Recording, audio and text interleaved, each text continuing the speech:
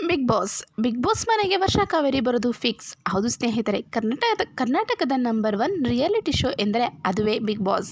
ಕಳೆದ 10 ಸೀಸನ್ ಕೂಡ ಒಳ್ಳೆಯ ಹೆಸರೇ ತಂದುಕೊಟ್ಟಿದೆ.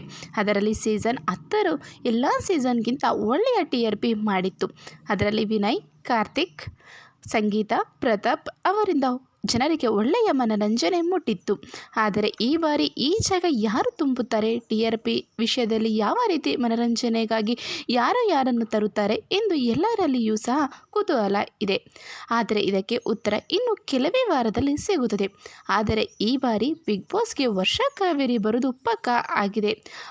ಹೌದು ಸ್ನೇಹಿತರೆ, ಯೂಟ್ಯೂಬ್, ಸೋಷಿಯಲ್ ಮೀಡಿಯಾದಲ್ಲಿ ಒಳ್ಳೆಯ ಹೆಸರು ಮಾಡಿದ ವರ್ಷ ಕಾವೇರಿ ಬರುವುದು ಬಹುತೇಕ ಕನ್ಫರ್ಮ್ ಆಗಿದೆ.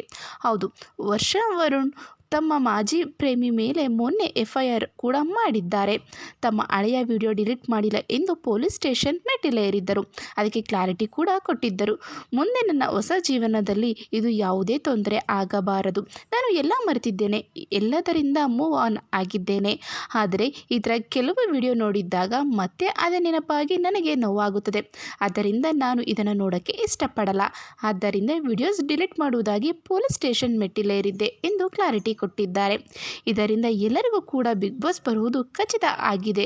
ಅವರು ಬಿಗ್ ಬಾಸ್ ಬಂದಾಗ ವರುಣ್ ಬಳಿ ಇರುವ ಯಾವುದೇ ವಿಡಿಯೋ ತಮಗೆ ತೊಂದರೆ ಆಗಬಾರದು ಎಂದು ಎಲ್ಲ ವಿಡಿಯೋಸ್ ಡಿಲೀಟ್ ಮಾಡಿಸಿದ್ದಾರೆ ಎಂದು ತಿಳಿದು ಬಂದಿದೆ. ಈ ಬಾರಿ ವರ್ಷ ವರುಣ್ ಬಿಗ್ ಬಾಸ್ಗೆ ಎಂಟ್ರಿ ನೀಡಿದ್ದಾರೆ. ಜನಕ್ಕೆ ಮನರಂಜನೆಗೆ ಯಾವುದೇ ಕೊರತೆ ಇಲ್ಲ ಹಾಗೂ ಅವರು ಫೈನಲಿಸ್ಟ್ ಆಗೋದು ಕೂಡ ಪಕ್ಕಾ. ಈ ವಿಡಿಯೋ ನಿಮಗೆ ಇಷ್ಟ ಆಗಿದ್ದಲ್ಲಿ ದಯವಿಟ್ಟು ಸಬ್ಸ್ಕ್ರೈಬ್ ಆಗಿ. Thank you.